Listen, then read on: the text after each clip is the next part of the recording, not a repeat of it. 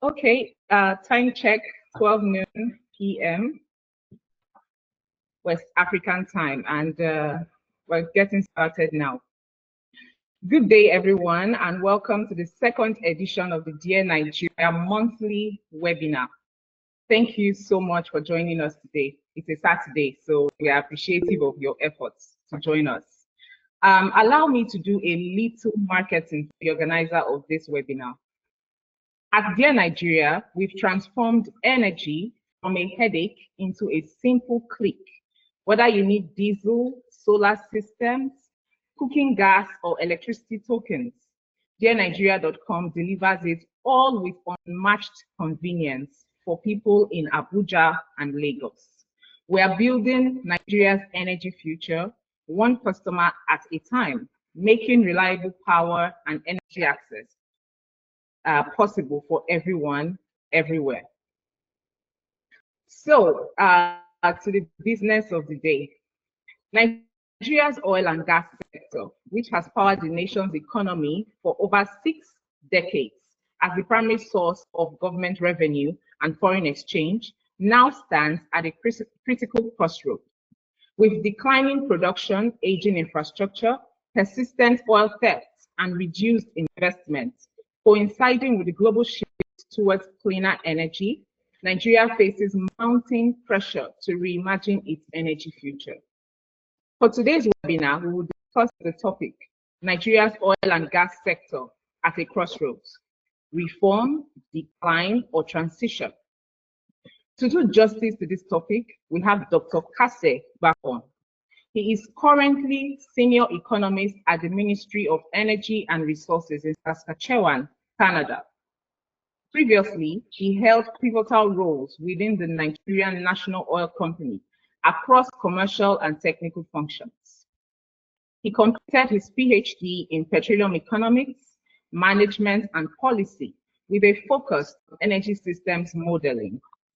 He is a member of several professional bodies, including the Society of Petroleum Engineers, International Association for Energy Economics, and member of the Association of Professional Engineers and Geoscientists of Saskatchewan.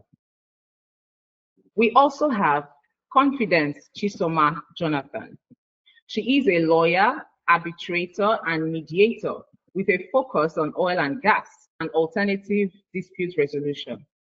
She is the founder of Raj Foundation, a non-profit focused on girl-child education and women empowerment in the Niger Delta. Confidence holds the position of Executive Director and Legal Advisor at Nathan Oil and Gas Services Limited, in addition to being the company secretary of Somas ACOM Limited. Her extensive career encompasses business, operational effectiveness, and social innovation, and she is passionate about building a more gender and economic inclusive Nigeria and Africa. Thank you so much, Dr. Kaase Gbakon and Confidence Jonathan, for joining us today. Thank you very much, Omono. Appreciate it. Great. Thank you so much for the introduction. Oh yeah, you're welcome. So first off, I would like you both, starting with Dr. Gbakon, to give opening statements, starting with the recent tax reforms signed by President Tinubu and the expected impact on the oil and gas sector in Nigeria. Dr. Gbakon, please. Okay, thank you very much, Omono, and I appreciate the opportunity to be on the platform today. The signing of the tax laws, the new consolidated tax laws, has been something that has been, should I say, eagerly expected. I recall how it generated a lot of heat and debate, especially in those sensitive areas that deal with the sharing and allocation of tax resources therefrom. But I think this signing is, the eventual signing is a significant landmark.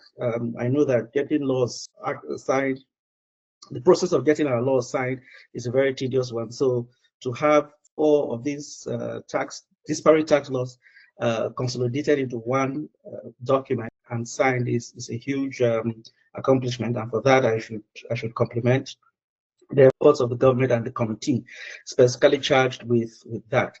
And now, having said that, looking through the tax laws, My first impression of it is I expect that it will simplify the tax administration within the country, and especially with the oil and gas. Oil and gas sector is one sector where, several levies, several agencies to deal with, and disparate interpretations of tax laws and regulations, which have led to arbitrations and costly court cases. So hopefully this document should brush and smoothen all those kinks that we find by the harmonization of different organizations, so you're not dealing with multiple regulators, and then harmonization of the taxes themselves. I took particular note of the single development fee, which now is an umbrella for several fees, which went into tens previously. So I think overall it's good, and I hope that it delivers on its promise, especially when it comes to the implementation side of things, which we can talk about some more as we progress in the conversation. But first off, I think it's a very good it's a good accomplishment, given challenge of passing laws. And secondly, the consolidation as well as reduction in some of the tax rates will send positive signals to the industry, generally speaking. Okay, thank you very much, Dr. Gbakon. Over to you, Ms. Jonathan. Well, thank you so much for the introduction, and also officially welcome everybody to this webinar. Actually, the tax law has been something we've been working on and pushing forward to. Considering how the oil sector is especially in Nigeria, it is something that you have to be fiscal stability, regulatory compliance, and a whole lot. So it's very important that the new tax law, which I have gone through it a little bit to see that it actually solves some of our major problems. Before now we have to pay certain taxes to different government agencies, but with the new tax law that has been codified, actually it about executive orders. So right now, the new tax law make it possible for just the new body, recently the Nigeria Revenue Service. So right now, the FIRS and other internal revenue bodies are not the ones to collect certain taxes. Now, the new Nigeria Revenue Service is going to collect taxes on behalf of the Nigerian Port Authority, the NUPRC, as well as NIPATA. So that is like a one-stop shop for oil companies, which has made things much easier. Secondly, I know that recently the NPRC just promulgated an executive order that is a performance-based incentive tax. So with the new tax order that has even done a corporate cutback, so up to paying 30%. Now with the new tax bill, they're going to pay about 5%. So this is a welcome development, especially now that we have indigenous players in the sector. It's going to help lessen the burden of playing in the oil and gas space. Thank you very much. So we are going to move on to address the questions of the day. Now, first to you, Dr. Gbakon, what can Nigeria do to make the oil sector more attractive for investors? Okay, so that's a beautiful follow-up question to what we opened up with, and I think we just discussed a bit about it already. I mean, one of the things that has been done is the harmonization and in some cases actual reduction of the applicable fiscal terms or tax rules associated with the oil and gas industry. So having said that, I think that's one key step that has been well recognized historically, and right now has been implemented, and we look forward to its successful and ultimate implementation to actually make the industry more attractive. The second thing I would say is that of dealing with, should I say, externalities, or if you want, call it oil and gas security issues or business operating environment. Now, other than getting the acts right and the provisions of the law right, you actually also need an enabling environment, which is really the business environment we speak of. So things like security, for example, these are very key issues, in the oil producing areas and the broader society in general. Our financial institutions, ease of banking and some of those aspects. The CBN recently had some directives released. Those should go a very long way in helping to smoothen financial transactions in the country generally, which would also rub off on the oil and gas industry. And anything generally that improves the business environment within the country is going to impact positively on the oil and gas sector. Remember, the oil and gas sector sits within the wider context of Nigeria. So anything that improves generally business operating environment is bound to have a positive effect on the oil and gas sector. So these are some of the areas that I think can advance, performance and, attract, should I say, investors to the oil and gas sector. I must admit some of the steps we're taking, passage of the PIA, the executive orders, and now the harmonization of the tax laws, disparate tax laws. So these are things that I believe will spur interest in the oil and gas industry going forward. Okay, just a little follow-up question to that. You mentioned the PIA. Do you think that we have implemented stipulations of the PIA to the letter since it was passed? Well, the answer is no. If I'll give you a short answer, the answer is no. However, if you look into the areas of political economy, you would realize that there are a lot of interdependencies between your politics, your social, and your economic status, right? So, like I said, pointedly, the answer is no, it hasn't been implemented. In fact, the very example that comes to mind is that of the deregulation or liberalization of the downstream market. This was something that was in the law when it was passed, but we see that it didn't actually come into effect almost like maybe 2 years, I think, after it was in the letter, right? So, I mean, we can go into the reasons why, but it doesn't preclude the fact that it was in the letter and it took a 2-year delay. So that's just one example. There are other examples that we can fish through in the document where you have the intention and the spirit of the letter, but implementation is yet to catch up. So we have not implemented fully to the letter. Implementation, however, I'm confident that we will get there in those implementations, just as we eventually got to the liberalization, painful as the consequences have been so far. But to answer your question straightforward, no, we have not implemented it through the letter as written. Yet, I should add. Okay. Okay, thank you very much, Doctor. Over to you, Ms. Jonathan. I have a little controversial question for you. So, is Nigeria's oil industry in permanent decline? Nigerian oil and gas industry is undeniably in decline, but using the word permanent, I think that's an overstatement.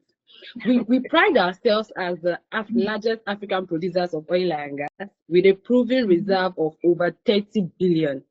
So the fact that we are struggling, we have underinvestment, we have catastrophic oil theft, we have poor regulatory implementation, poor regulatory gaps, and a whole lot of technological slowdown, we cannot actually use the word permanent decline. So for instance, why I would not want to use the word permanent decline, the sector is struggling, the sector is not dead. We have just discovered the Obodo oil right now and is making headway in the global sector. Right now, Nigeria can export Obodo oil, which was just discovered in March 2025. And when we talk about the Obodo oil, it's comparable to that of Focados and the Bonny Light oil. We also have major IOCs still in our sector. Yes, there have been some form of divestment because of the investment risk when it comes to their onshore assets. So most of those IOCs are going to the offshore assets like the Bonga field and all that because there are potentials there.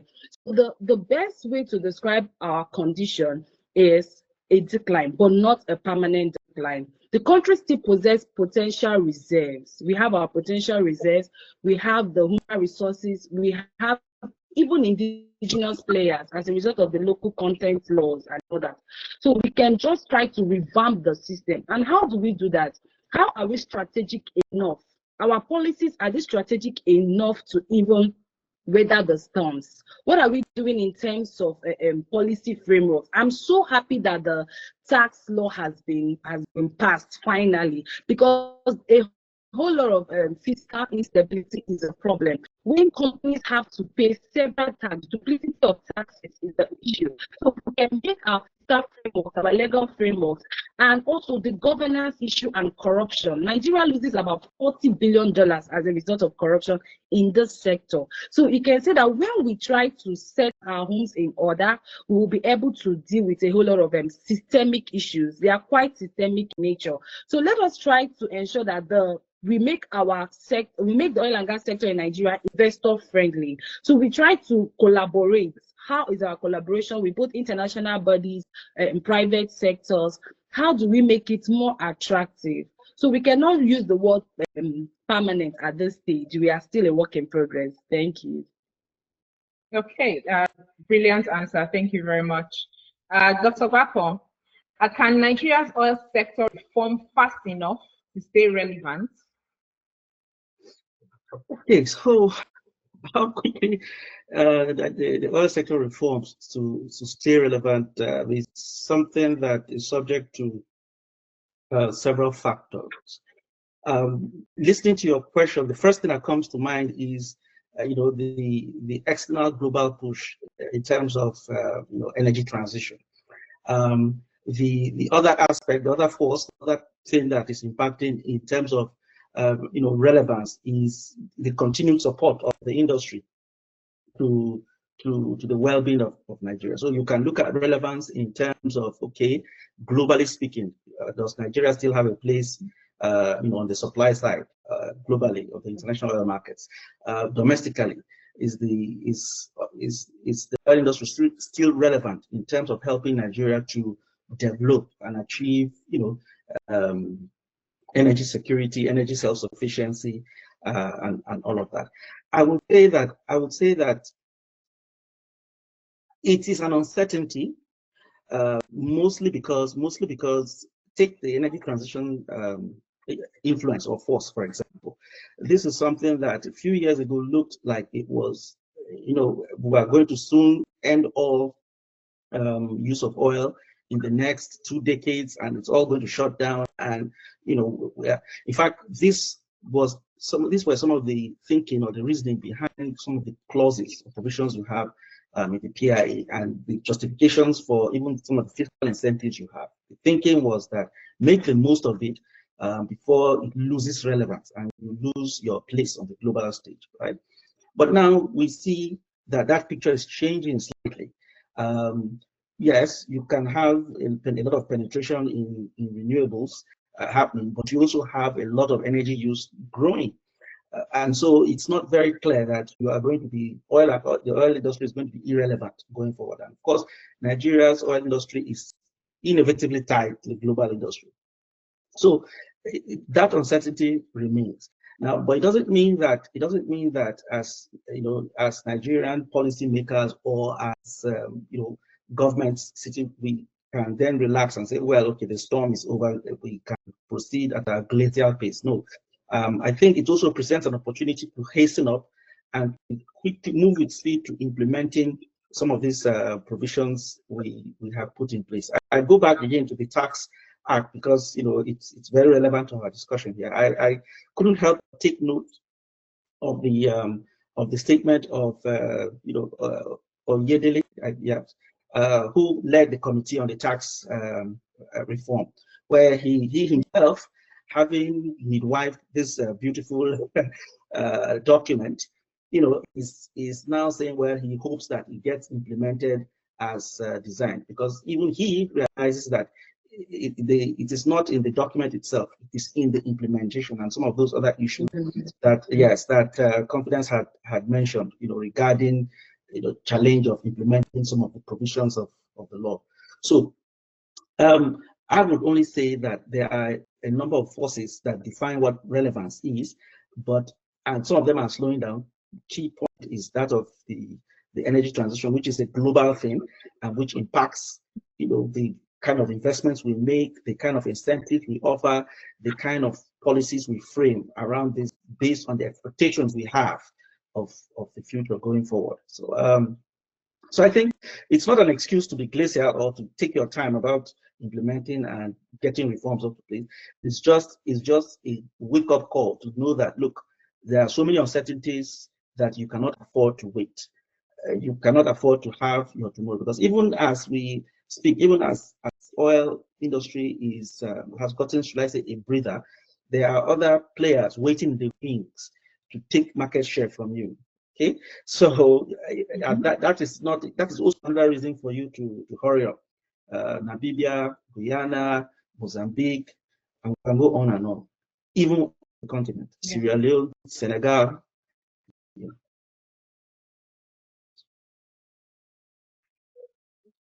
Yeah, so that's what I think. It's this uncertainty, but it's not a reason to relax. It's only a reason to double up and ensure that you still maintain your space in the market. Thank you. Okay, I have a follow-up question for you, sir. You mentioned implementation earlier. So Nigeria has an implementation problem. We all know that. But what can the many associations in the oil and gas sector and even everyday Nigerians do to push for implementation? Because that seems to be our Achilles heel. Wouldn't you agree? I mean, we're doing it right now. So I would say that one of the things to help with implementation is advocacy. And advocacy involves talking like this, all right? Highlighting what the issues are. These are all areas of advocacy, highlighting what the issues are and bringing them to the fore, okay? The second thing about implementation is sometimes, and again, it ties very strongly to our political economy. Sometimes we have laws that are a bit too clumsy. So attempts to simplify will help a lot in implementation. So that's another area. We should have more simplified systems, okay? And this harmonization is a good step towards that. Of course, we can go and start discussing, okay, why have we not had simplified systems in place previously? And the answer will not stray too far from the complexity of Nigeria's political environment. Okay? That complexity drives some of the complex rules you have to put in place to satisfy the different interests that are at play. And then once you have it that complex, implementing it as you intend for it becomes a challenge. So simplifying is a good step. Another thing is to do with actually manpower, right? Sometimes you have these beautiful laws you've put in place, but sometimes the manpower to actually interpret and execute on the intention is absent or missing. So even as we put forward these new laws and new provisions, there will be serious need to have manpower training. And this can be in the form of workshops, it can be in the form of advocacy, it can be in the form of actually telling people, educating people on public servants, policymakers, even students and would-be policymakers on how to implement these things and what the intentions are. And that's very key, because without even knowing what this is, a lot of people might just enter the mood of, a lot of policymakers or implementers may simply enter the mood of same old. So these are some of the things that can help with implementation on those levels. Okay, thank you very much for that brilliant response.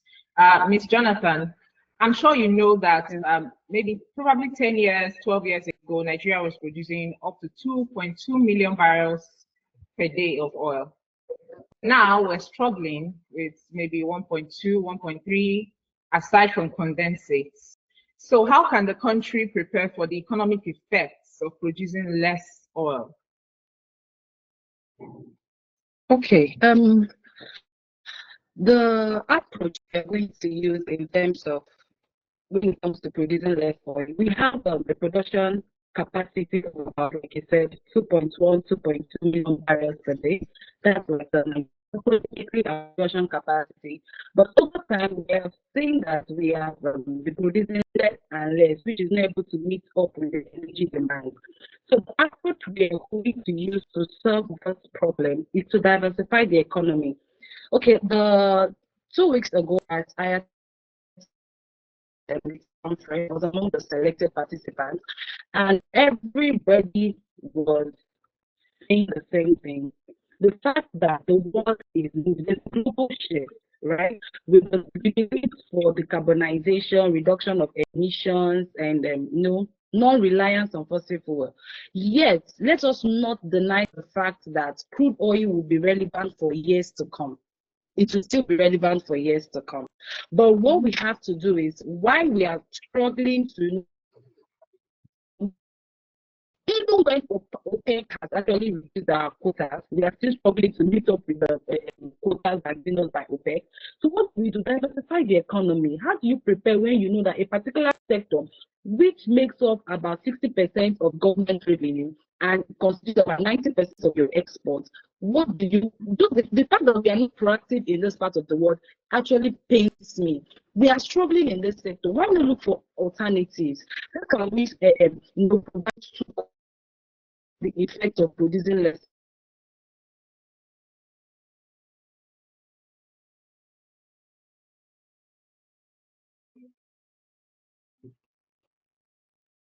Oil.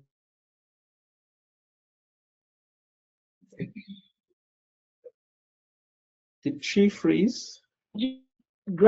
Oil. Okay. And a whole lot of agricultural products.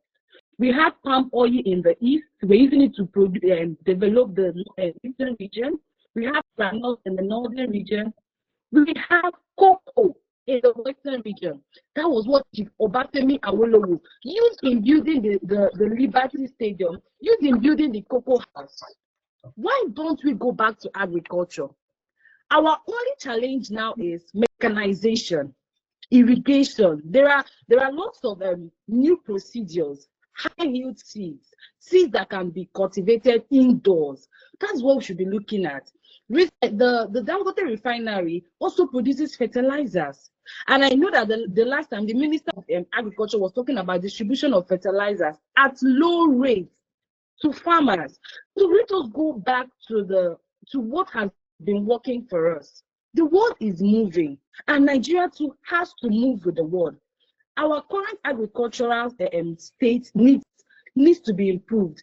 Agro-processing. We always import raw materials. We are always focusing on the extractive industries without finding a way to improve the value chain. We have to improve the value chain. The Afrexim Bank, the Bank of Industries, all those banks have come into the scene to help SMEs, to help our farmers, to do agro-processing. You don't just export cocoa. How do you turn cocoa to chocolate? How do you turn so many things you produce in your farm? How do you turn it?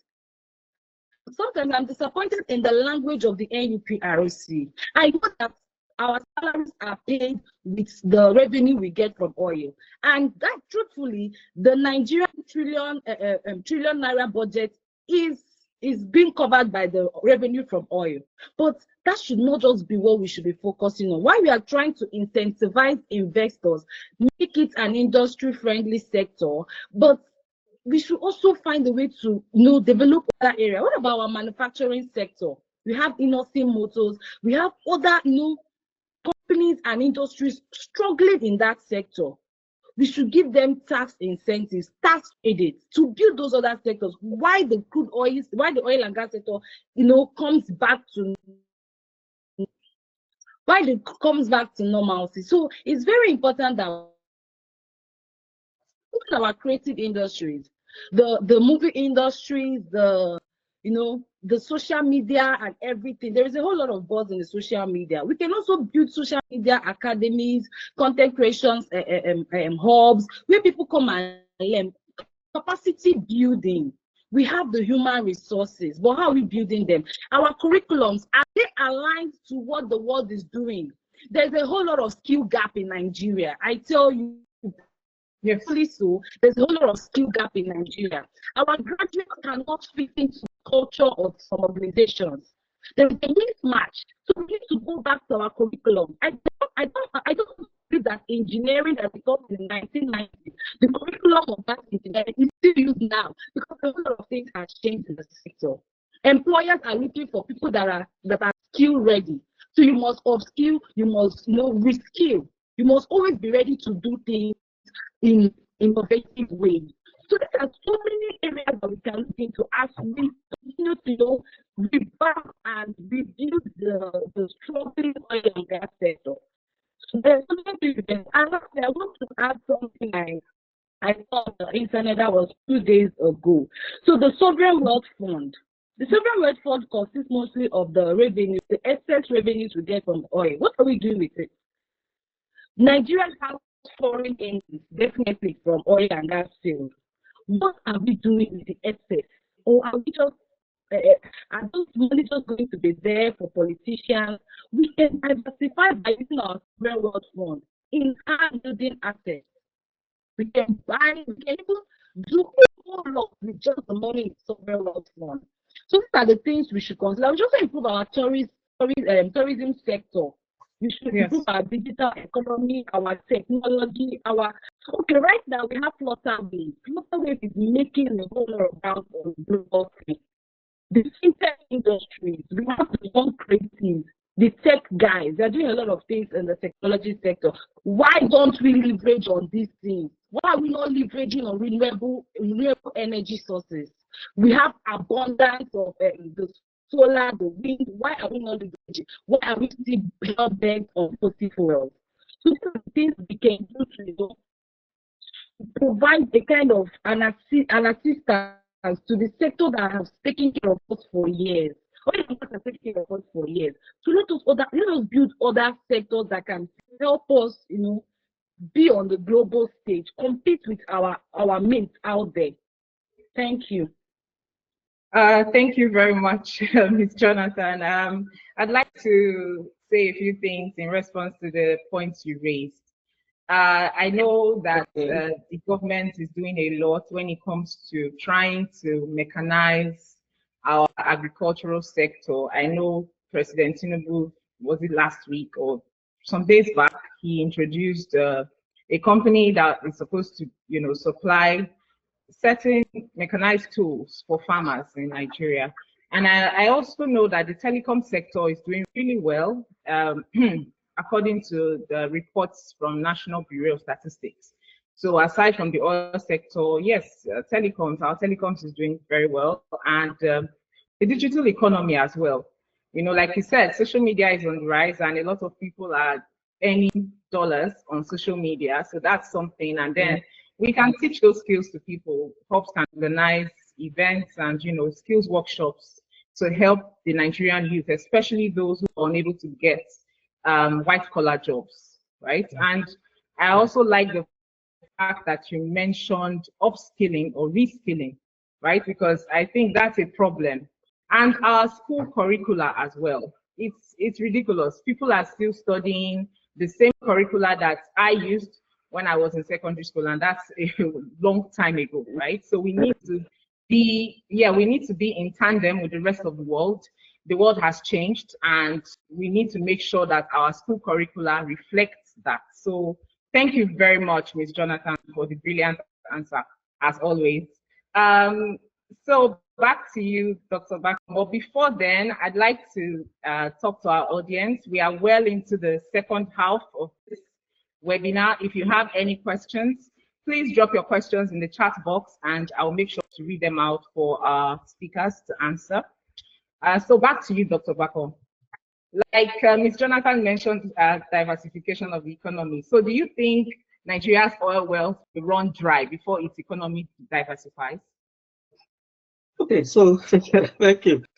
I appreciate the pattern with which companies address this issue. Yeah, because it's really a touching one, and there are several aspects she addressed. Need for upskilling, the digital economy.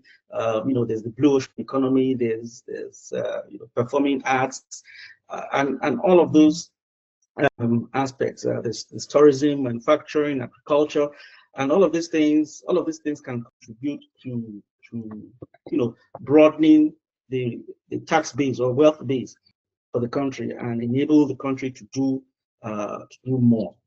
However, I would invite us to take a step back and look at what we're calling the concept of diversification, economic diversification. Now,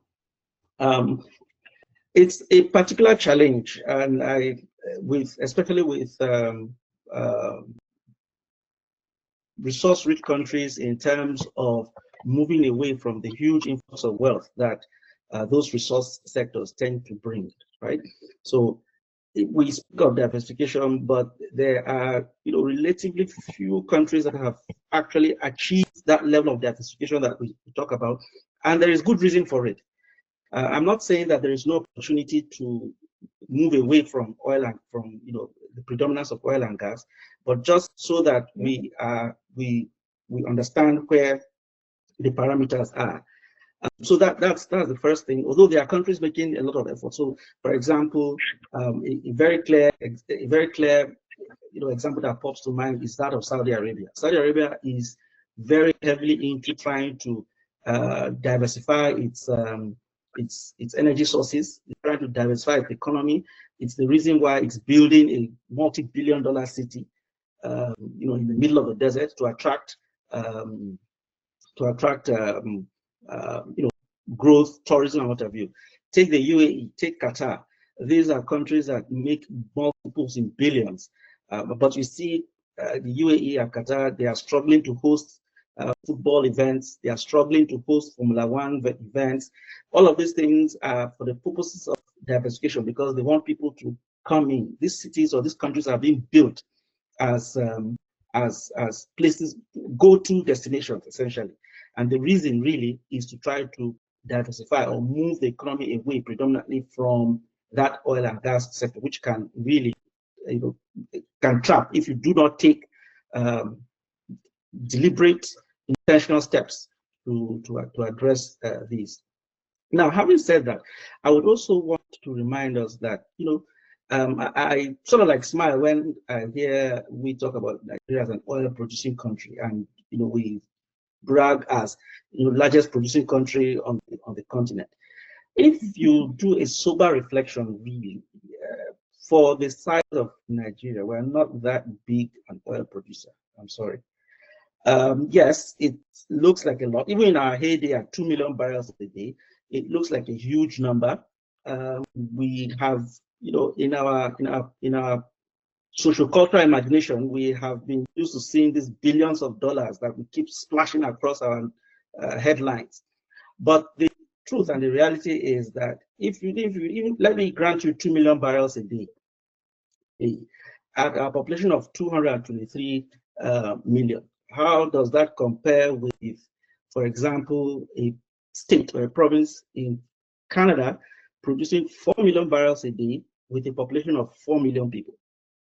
So you are producing more than 2 times the oil production from Nigeria, but you have 1/50th. Okay, you have 1/50th the population of Nigeria. That's an example. Take Qatar. Look at how much gas they produce and what is the size of the population of Qatar. Go to Norway. Take Saudi Arabia. Pick any other major oil producing country, and you'll begin to see the point I'm making. The point ultimately I'm trying to make is that yes, Nigeria produces oil. Yes, we've had a lot of lost opportunity. Yes, we could have done more, but the reality is that we are not that big like we try to think of ourselves. And I don't know how much softer to put it. we are not as big as we think ourselves to be. So while we seek to diversify into these other areas, we should remember what the real constraints are to making this move. possible. Because by the time you list out, I mean, just look at all the things we have discussed that the country needs to do.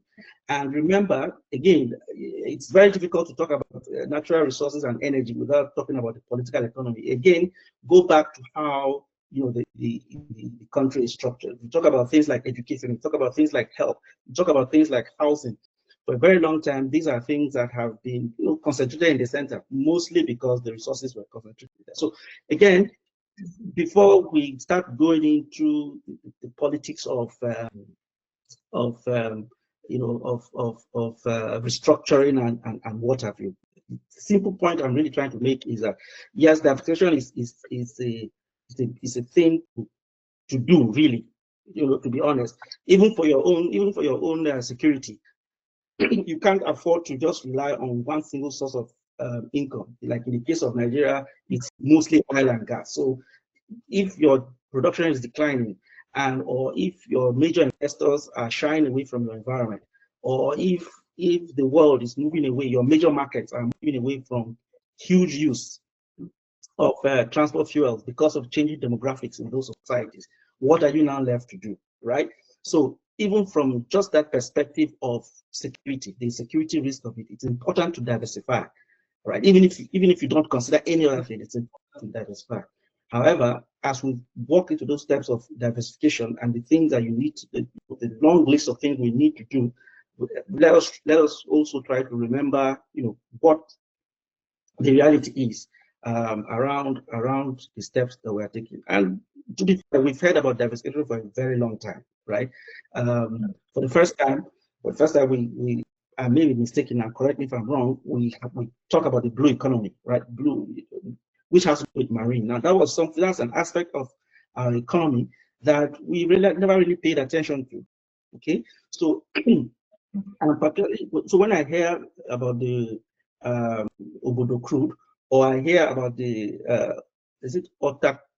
What's that new one now? Otak, okay, but you know what I mean.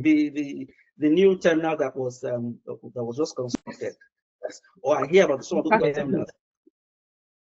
One of the things, what makes me happy about those terminals or those new crudes, or when I hear about the ITO export facility, what excites me about those pieces of news is not that Nigeria now has a new crude stream, which is good, right? But really what excites me is that Nigerians are building that marine infrastructure that can tap into that blue ocean economy. Because for a very long time, these are aspects, I mean, we very casually talk about vessel movement and freight and all of those things. But if you've ever stopped to think about how much money is involved in shipping of crude oil and rigs and making of it, that's a significant thing. Again, I know it's tied to oil and gas industry, but that I'm giving, but it need not be. Look at port facilities as an example. So these are things that I think are very important to do, mostly even from a security point of view. But I would just gently urge our audience, especially, to question the should I call it the socio-cultural idea that we are this big, massive oil-producing country bestriding the continent of Africa. I think we should temper that view down a bit. Okay, thank you very much, Dr. Gbakon. Over to you, Ms. Jonathan. Now, you talked a bit about diversification earlier, and I'm sure you remember in 2015 when former President Buhari came in, he was all about diversification. I still remember then because I was covering the news for Ventures Africa then in 2015 in Lagos. And most of our coverage then was diversification of the economy, All newspaper headlines were carrying it. And fast forward to 2025, we're still where we are. So what do you think, what strategies do you think we can adopt to get us from point A to point B in this regard? Okay. It has always been said that it's not enough to have beautifully embellished laws. In Africa and in West Africa, let me not just to Africa and West Africa, because I wrote my dissertation is on renewable energy utilization in West Africa. I noticed that the whole laws, we have embellished, well-written laws without strategic imperatives on implementation. Okay, I was going through the news today and I noticed that Mr. Kaase the Alberta. So I don't know, you're in the right position to clarify, but I read it on the news today where there's an emission limit in Alberta that companies can, oil companies, they should not exceed, and there's a ceiling on their emissions. So recently, from 2023 to now, they have exceeded the emissions limit, and now the regulator in Alberta, they are trying to scrape it away and look for an effective policy. A policy somersault, because right now they just notice that the companies are exceeding the emission limits, right? So you can see that it's a very proactive system. It's a very proactive system. They notice things. They are very strategic in their approach, and that is the same attitude we must adopt in Nigeria. Nigeria does not even have a maintenance culture.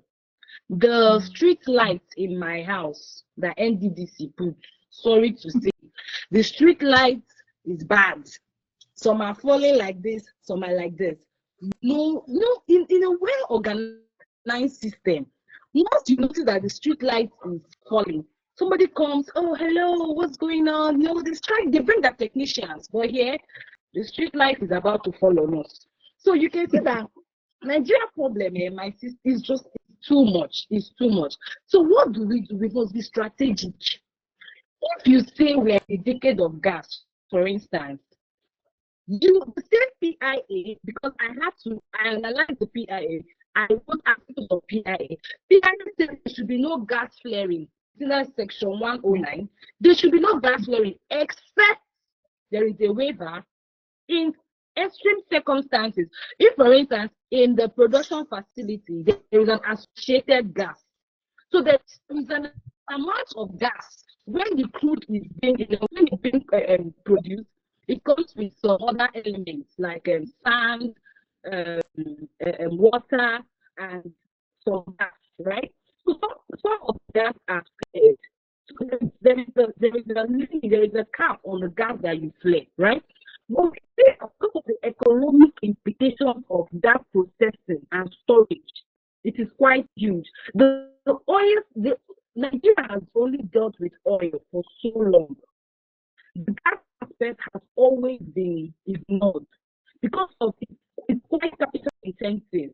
So the gas aspect of the whole thing has always been ignored and fled. Nigeria has a country reserve of over 200 billion cubic feet of gas. So the diversification can also come in the form of, let us transition from just relying on oil, on fossil fuels or hydrocarbons to gas, natural gas. Now I tell people say natural gas is cleaner, it's sustainable and environmentally friendly. But do you know that natural gas also contains CO2? Now, when you check the compositions of natural gas, where you have the methane and propane and all that, there is still CO2. But why are nations tilting towards natural gas in order to diversify their energy mix, to make sure that while we are trying as much as we can to balance our energy need, we can also as well promote our economy and even the climate change adaptation and mitigation approaches. So we must have to understand that diversification is not just agriculture. I try to tell people, even in that sector, what other alternatives? And very beautiful. I love the decade of gas. We're in a decade of gas, and we've seen some initiatives like the Nigerian the National Gas Commercialization Programs, which is still not being effective, which is still very bad. It has not been implemented. We have a whole lot of struggles. But when we can be strategic enough, like I use the case of Alberta, they notice that, for the first time, companies are exceeding this limit. So there should be an effective policy. Do we entirely cancel the fact that there should be no waiver? In short, do we say that how do we do it? Have we built our carbon credit market? What are we saying? What are we talking about the carbon credit market? So the things that we must look at the nuances around the diversification. Diversification is quite good and like a cliche, we hear diversification, but we don't really understand the imperative changes. We don't really understand change management. Now, people are talking about renewable energy, decarbonization, greenhouse emissions, reduce Paris Agreement, and all lots of the UNCCC. They're thinking about what do we do, the Annex 1, Annex 2 countries, help Africa. But everything that has been said lacks implementation. And what is strategy all about? Strategy is we want to move from A to B. How do we do that? Plans are general, objectives are general, but strategies are roadmaps. Like it's like how you navigate from A to B.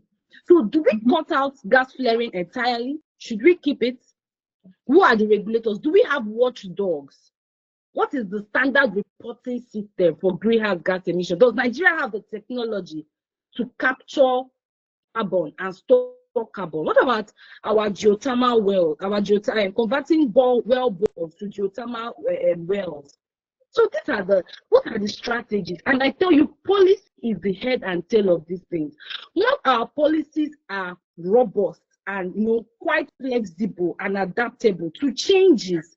You notice that this is just a walk in the park for us, I tell you. Okay, thank you very much for your response. It's good you brought up natural gas because that is my next question to you. And we also have a question from Mustafa Diop. He says, in what ways can the exploration and development of natural gas contribute to Nigeria's economic diversification, and how can this be effectively achieved? We are running a little bit behind time, so I want both of you to answer that question, starting with Dr. Gbakon, please. Okay, so natural gas, how it can contribute? I mean, it can actually contribute significantly. If you look at gas policies, Nigerian gas policies historically for quite a while, natural gas didn't play a very significant role in the evolution of our energy policies. If you look at our early PSCs, for example, the focus was very much on oil. But over time, as things have changed, we now have natural gas coming, on its own. And there are several things that, energy policies have produced in terms of initiatives to deal with natural gas, starting from how to utilize it at the domestic end for power generation into the economy, right up to the several projects that were supposed to bring in revenue. So think LNG, think EGTL, think the WAGP, West Africa Gas Pipeline, and all of this infrastructure. And then internally too, you've had this necessary infrastructure to push gas throughout the country. The challenges, however, still remain. So, for example, I know that while relatively we've been successful at gas for export-based projects, so LNG is a big project. We celebrate and clap for it. It's a beautiful project. They're doing train 7. A past president even expected us to have train 8 and train 9, and I'm all for it. The issue really is that it exchanges our gas for dollars, right? Or if you think about the EGTL, the gas to liquids project, this is a cutting-edge project. Very few of those kind of projects in the world converts gas to really clean fuels, right? Due to the absence of necessary policy framework around pricing, distribution internally, this is something that is exported.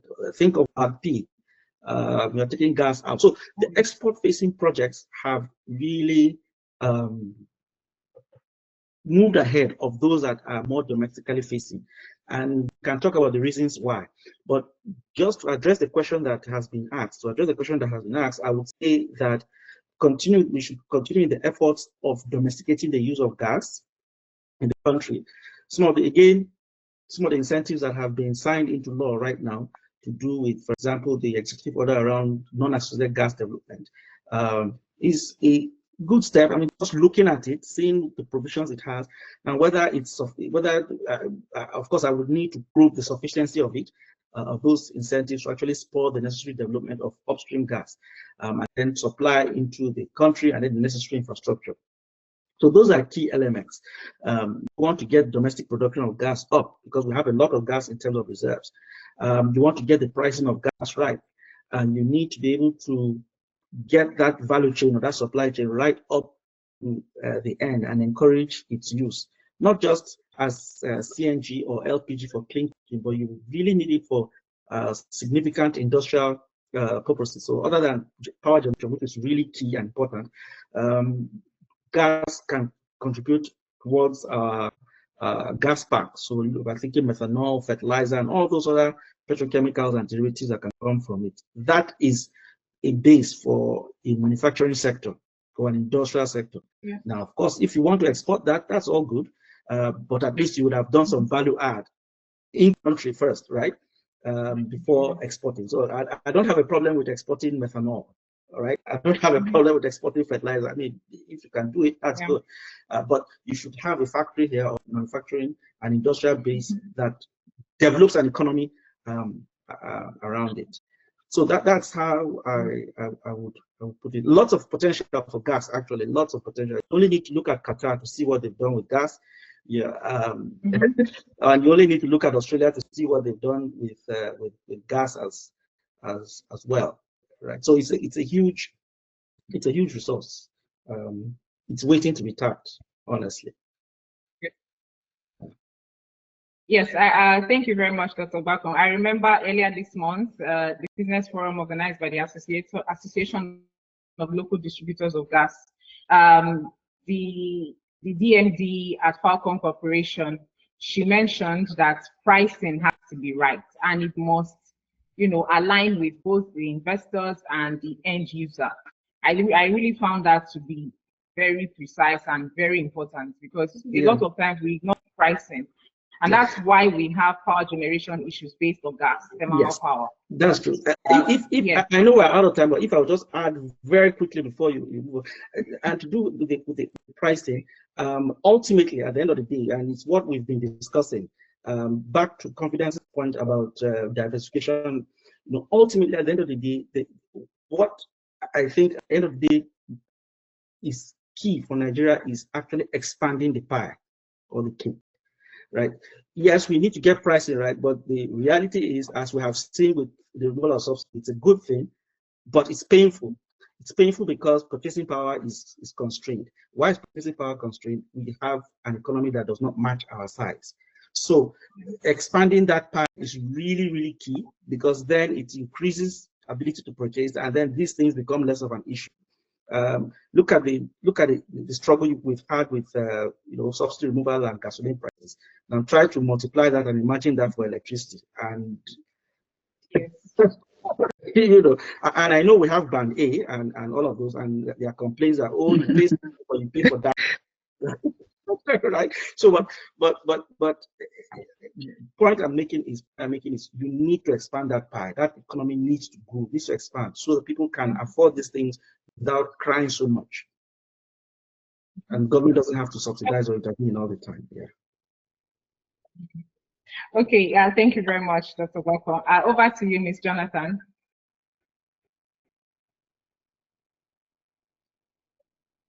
Sorry, I can't hear you. Can you hear me? Yes, I can hear you. Okay. For the gas utilization in Nigeria, gas is unlike the crude. Gas requires lots of infrastructure. So domestic utilization of gas requires lots and lots of pipeline networks, transportation, and storage. So recently, we have seen a space in the adoption of CNG, that's the compressed natural gas vehicles. We all know that it's having its own struggles, because there are not lots of CNG and refilling stations, and a whole lot happening in that aspect. I don't really know the state currently. So gas is something that if we tap into, considering our abundant natural gas reserves, if we tap into utilizing gas for electricity generation, for our homes, for fertilizers, is going to be like a big turnaround for the sector. We have lots of gas and infrastructure going on in Nigeria. We have the AK3 project, the OB3 project, and the gas processing plant that was recently. So you can see that the government is doing a whole lot to ensure that we don't flay our gas anymore. And I know that the subsidiary Azela, the subsidiary recently just extended about 5.1 kilometer pipeline, which is going to help to ensure that gas is made affordable. And why we see that the AK3 is strategic is going to connect the east, west to the, so it's going to be affordable, it's going to make gas useful in our sector. PIA implementations and technology issues are some of the drawbacks I've noticed about gas utilization in Nigeria. So what does PIA say about gas and obligations? Domestic gas supply. We have seen that the Dangote refinery have been facing a whole lot of hurdles in terms of feedstock. The feedstock for the Dangote refinery has been an issue. The $2 for naira has been an issue. So the downstream sector, which the gas basically belong to, is struggling. It's struggling because there are lots of regulatory gaps. And most of the companies they are not compliant to some of the obligations. So what does the PIA say? The PIA said there should be a domestic gas supply. So every gas processing plant, and I'm saying that there are lots of modular gas processing plants in some parts of the country, but are they having the feedstock? You cannot have a refinery without crude. You cannot have a gas processing plant or facility without gas. So what are the obligations? If those companies themselves, because some try to blame the government, both the citizens and corporate bodies should also try to look at how we can give back what we are supposed to give back. So right now, oil has dominated the scene for years. Oil has dominated this. Like I said, at the initial stage, when you talk about gas processing and storage, it is quite taxing. It's economically unfriendly. You have to ensure your pipeline networks are there. You have to ensure this. So the IOCs, because they don't have that capital intensive, they don't have that. But in the decade of gas, right? And we're trying to commercialize those flare gases. We should commercialize them. I'm from the Niger Delta, so I can tell you firsthand that I've seen crude oil and I've seen gas being flared not far from me. And we know the implications. We know the environmental implications. Today we're talking about climate change litigation. Today we're talking about renewable energy transition. We're talking about just transition. So these are some of the things that if Nigeria is to align, there's a good shit. In fact, ourselves, what is the world saying? What is the world talking about in terms of decarbonization? We should also try to align ourselves. And we can do this by what? Implementing the PIA, ensuring that more money is invested. The tax act that just signed actually has unlocked over $6 billion investment already. Most of those companies are just sitting on the fence. They are watching you. What policies are you adopting? What strategic policies are you implementing before they come into the scene? They are businessmen, of course. Everybody wants to make profits. So you cannot come where you're having the exchange rate fluctuations and a whole lot of uncertainties in the sector. Luckily, the PIA put to rest a major problem Nigerian oil and gas has been facing for years. And that was when the NNPC was both a regulator and a player. But now with the new regulatory bodies, the AUPROC and the downstream NPDR, they are all good. They are all the people. If only they enjoy that independence and what they are supposed to do, we're going to see a lot of change. And gas, like I always tell my colleagues, I tell them that gas is very strategic. Gas is just like the big brother. It is solving the electricity problem. It is solving the climate change problem. It is also solving the economic problem. So why are we not using more of gas? because for me, it is like the big brother of even oil. So we will try to ensure that our gas reserves are being utilized. And lastly, I want to really commend the NLNG. NLNG has done well. They have done well. And with the current construction of Train 7, that is, I think it's almost done. I don't know, but I think it's almost done. With the construction of Train 7, we can see that it can boost production capacity from 25 million tons per annum to 30 million tons per annum. So we can see that if we continue to invest, drive investment in this sector that can save us from climate change, we can see the impact of climate change. There is flooding in Nigeria. We saw the one in Niger. We saw so many issues that the sea levels are rising. We are seeing the sea levels are rising. We are seeing sea acidification.